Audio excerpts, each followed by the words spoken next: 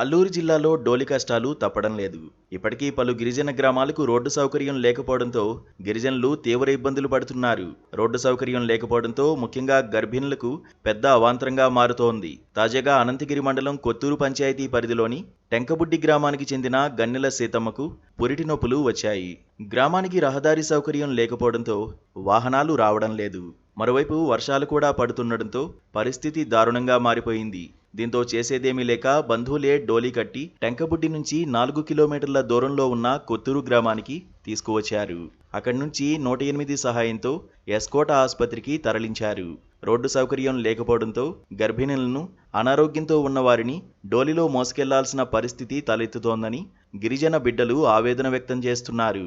డోలీలో మోసుకెళ్లేటప్పుడు మార్గ మధ్యలో ప్రాణాలు కోల్పోతున్న సంఘటనలు కూడా జరుగుతున్నాయని చెప్పుకొచ్చారు.